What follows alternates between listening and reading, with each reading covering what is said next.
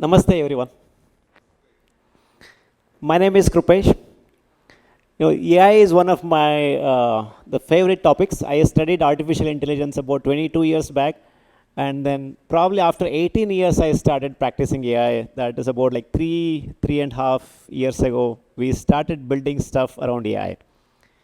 So my talk today is not to sell anything, not to hype around AI, but possibly if I can understand, we have been working in the banking space for the last 8 years, so we understand the banking operations quite well, and then me coming from a tech background, I understand AI and the hype around it, all of it. So the purpose of this talk is to understand what problems AI can really solve, and then is it a silver bullet that is there is so much of hype around it.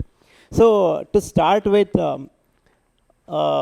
in AI alone, globally, primarily in the US, about $200 billion investment was made in the AI technology alone last year. So that is about 52% of the total technology investment made globally. And then if you look at the latest Y Combinator batch, which is supposedly where the future of technology is being developed, about 92% of YC batches are composed of AI startups. So, and on average, globally about 36% of the technology investment is made on AI. So if so much of investment is being made on AI, is it the direction that we all are moving? Is the technology going to be synonymous with AI? So I think it's not a day, not a minute goes by where we don't talk about AI, especially if you are in the field of technology. But that's the same thing with banking as well. Can I have the pointers? Okay, that's here. Sorry. Yeah, good.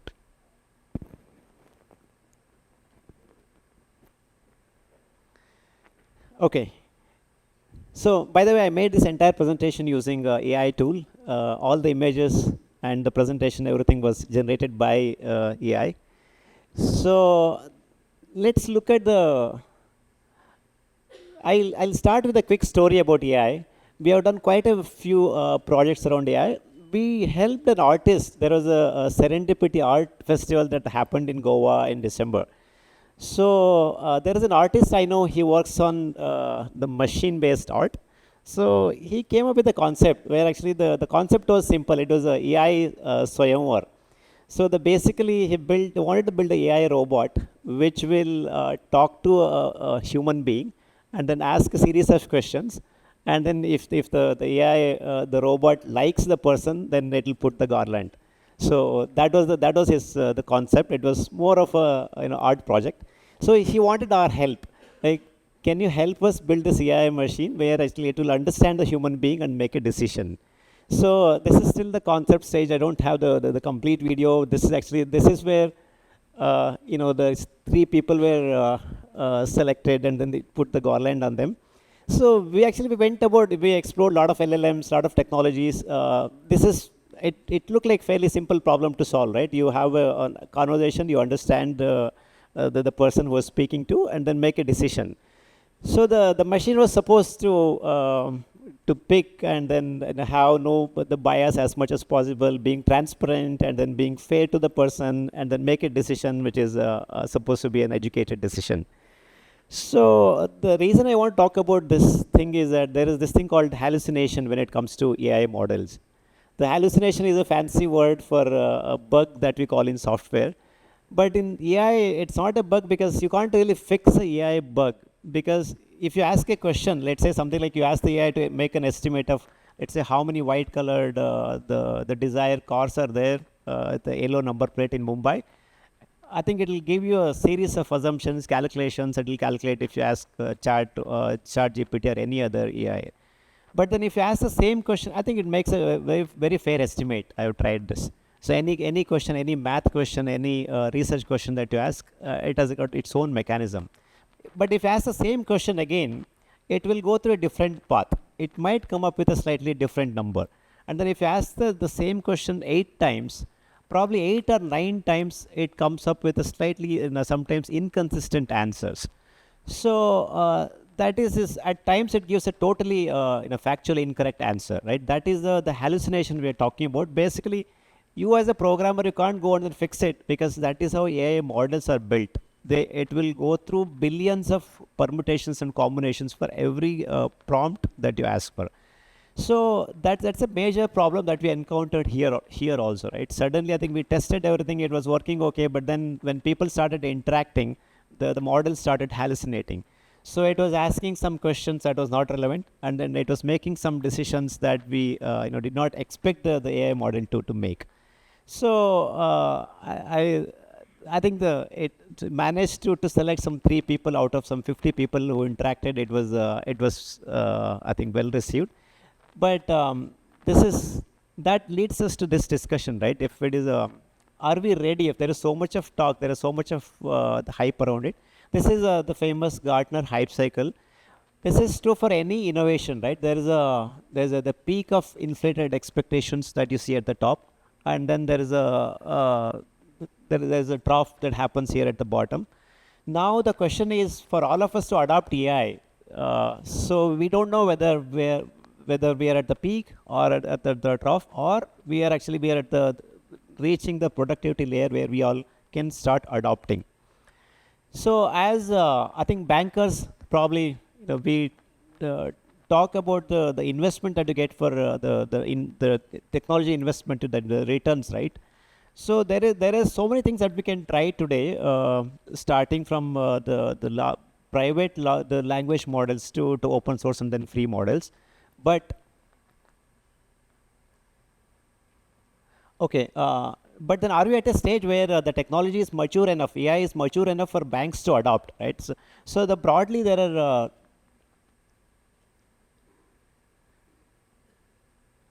okay. So I'll quickly talk about some of the use cases. I think we have seen about some of the larger banks adopting, mostly primarily using HDFC and ICICI. They're using chatbots, and then they're using some of the operational and support stuff.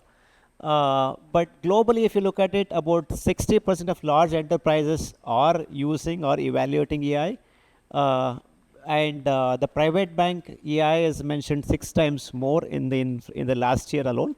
So there is a lot of things happening around AI. But then if you go deeper, if you take a closer look at it, so there are broadly about 3 areas where AI adoption is happening. Right? One is computer vision. Typically, you do a face match or the liveness detection. This is in the area of fraud prevention, where you know whether this person who's applied for a loan is a genuine person, who is a live person, who is located in a specific geolocation. Then the second area of AI is data analytics. Both computer vision and data analytics have been happening for the last over a decade. So data analytics this is where machine learning happens, where you crunch huge amount of data and then you come up with your own insight and analytics. There is nothing new here. Then this is something new, right? The AI agents. So what we are saying is that these are all like autonomous agents, where instead of having a human agent speaking to a customer, the autonomous AI agent coming into play, where it can solve the problem end to end without having a human intervention. So this is where there's a lot of development that's happening. While some of the use cases that we saw with larger banks, this is the direction that we're moving. So there are like the new age companies, technology companies who are built with about 10-15 member team, where they have AI agents in place of employees who support your typical customer service.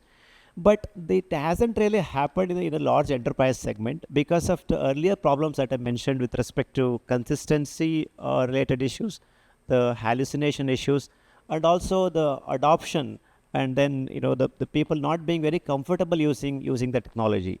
There is a fear among the users whether it's going to replace the jobs, or whether it's going to create a poor customer experience. These are some of the practical challenges that we have when it comes to adopting AI agents.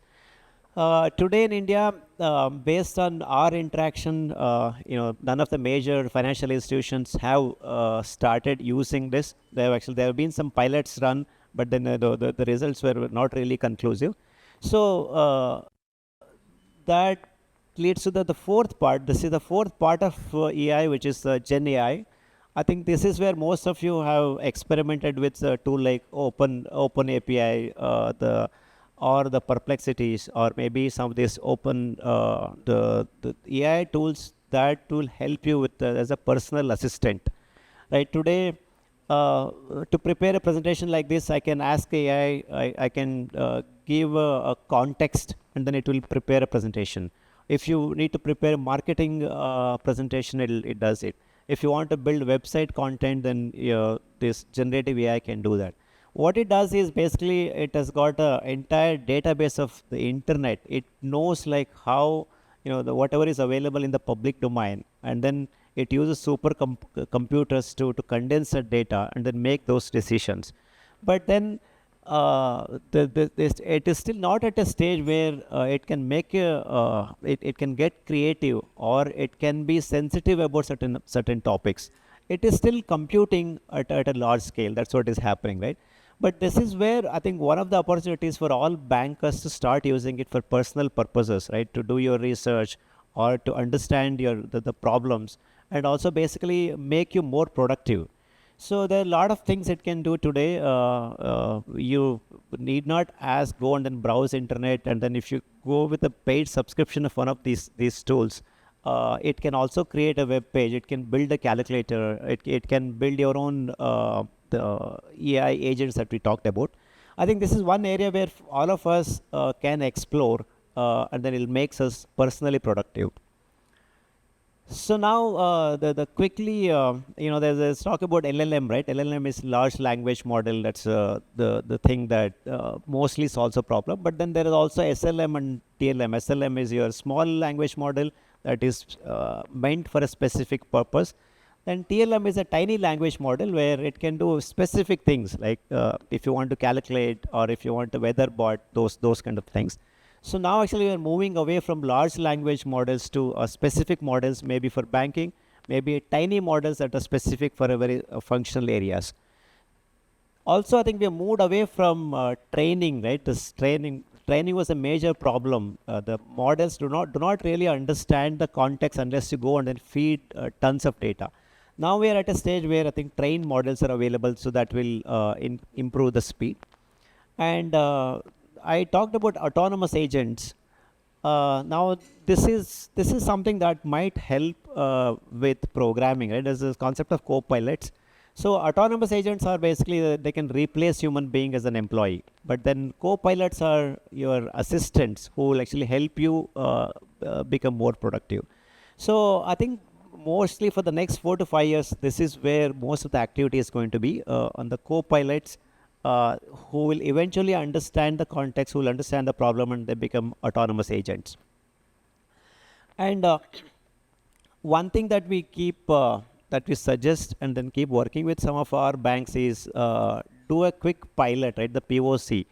While AI can solve any problems on paper, but in practice that is not the case. So I think the best way to explore this is do a quick POC, and then try out the technology, and see for yourself whether it solves your problems. There are like many interesting problems it can solve. I think the adoption is a problem because of those challenges that I mentioned with the data accuracy, consistency, and hallucination. But there's also some of the interesting problems it can solve, right? So these are the about 4 areas where we identified, and then there are proven use cases where AI can help in banking. The first one is personalized banking. I think it is fairly easy for now financial institutions to feed the data and then personalize and then improve the customer experience. The second one is fraud, risk, and KYC, which I think most of the organizations are already doing it. And the third one is one where we are also working on. It's called intelligent document processing, right? So we are running some pilots, and then we have gone live with our internal implementation. where it doesn't matter any document that you throw. It could be KYC document, a supporting document, or a letter, or an email, or any communication from the customer or from your internal users. You throw the document at this engine, and then we'll quickly analyze, and then we'll tell you, we'll summarize it, and then we'll give you key insights about the document, whether it's a one page or a 100 page. It can process with the context of, let's say, the BFSI, and with the context of what you're doing. So this is one interesting area where there are, this is very practical, and we can start deploying these solutions. And the something similar, right? Now, let's say you have a, we deployed a AI, the use case where one of the banks is doing the quality check as a use case, where there are like about like 15-20 different documents, and then the different approvals it went through, and then different people were involved. Then you have a quality check that is defined. So it can extract the content from multiple documents uploaded, and then it can compare the data, the element, let's say the name or address, or maybe your the credit backing. It can compare the information from one document to another, where typically it would take about 10-15 minutes for someone to manually compare the documents. Now, with a click of a button, it can compare, and it can give you the insight. So the fourth part is the employee empowerment. I talked about where you use your personal AI agents to help your the employees, or the field sales, or maybe or the branch operations, where you build some of these internal tools so that they'll be much more productive. So the quickly, this is the one I quickly talked about mortgage use, the QC processor. This is one of the things that we implemented in one of the banks, where the basically there are about 1,500 different fields were analyzed, and then about 15 different documents were analyzed for each case, and then it will summarize, and then it will make a quick audit, whether all the approvals were followed, whether there are any deviations taken, and whether any fraud internally in processing this document. And the other use case is the automating regulatory reporting. Right, at times the regulation changes, the compliance rules will change. So it is much easier to configure AI engine, where whatever you need to report to RBI or maybe the SRSI, so it can fetch a report from multiple sources, and then tomorrow when the regulation changes, it is fairly easy for you to configure and then change the process. So these are some of the banking operations use cases, where we are developing some of these use cases to solve the banks, where we did a quick study as to like how much money the banks spend on operational the functions. So on average, about 17.5% of the banks, the workforce comprises of the folks who is doing operational support. So that's a very big number, right? So, and then most of these operations that happens, it is either because there is no connection between two systems, or there is a fallout that nobody is following it up, or maybe there are issues internally that is preventing you from serving the customer. So that 17% of the bank employees are doing this operational support, and then most of them do not really have a sophisticated system. Till today, I think some are using RPAs, which is the robotic process automation is the precursor to AI, and then some are using some kind of a no-code platform. But then there is no single system that brings everything together to help streamline operations, because there's no product built as such for that purpose. So this is also one area where we have developed some use cases, and then doing the pilot. So of course the KYC part is something with I think there are fairly advanced solutions already available with the fraud checks, and also with the facial authentication. So I think this is my last part of my presentation. So this is where I think the AI is the road ahead for AI in the next probably 24 months. I think it's thing with AI is that it changes every day. Like what is innovation yesterday is no longer the new technology today. So I think there's four things that's going to happen. AI agents, that we talked about. It's going to offer multilingual support and then understand the human psychology, do escalations, approvals, all of that, where agents can themselves can solve the problem. And the second one is the predictive AI offering policy insights, marketing trends, and then helping with the marketing strategy and the CXOs. And the third is probably the forms are going to be killed. So they'll be like voice assisted form filling, where you ask something and then the form will be signed and then signed, all of that. And the fourth is probably the more advanced credit risk assessment. So I running out of time. I think this is mostly these are some of the challenges that you need to deal with, including the fairness, privacy, accuracy, robustness. These problems are still not solved, but we are making a huge progress. I think probably these are the problems that will be addressed in probably about 12 to 24 months. So this is the projected market size for tech companies. And yeah, I think I'll be in case if there are any questions. I'm not sure if you have time for Q&A. I'll be available outside at the Signdesk booth, so we can chat. Do we have time for a couple of quick questions? Okay, all right. So any questions? I think we can take few questions. If anybody has anything to be discussed, we shall be glad.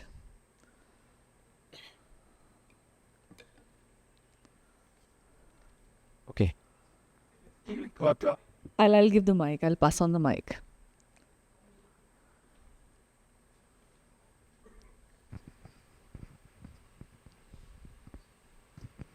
Yeah. So I'm not sure if this question is totally related to, probably what you presented, but conceptually, right, with this, the new DPDP Act, which is going to come up and in a totally evolving kind of a landscape, right?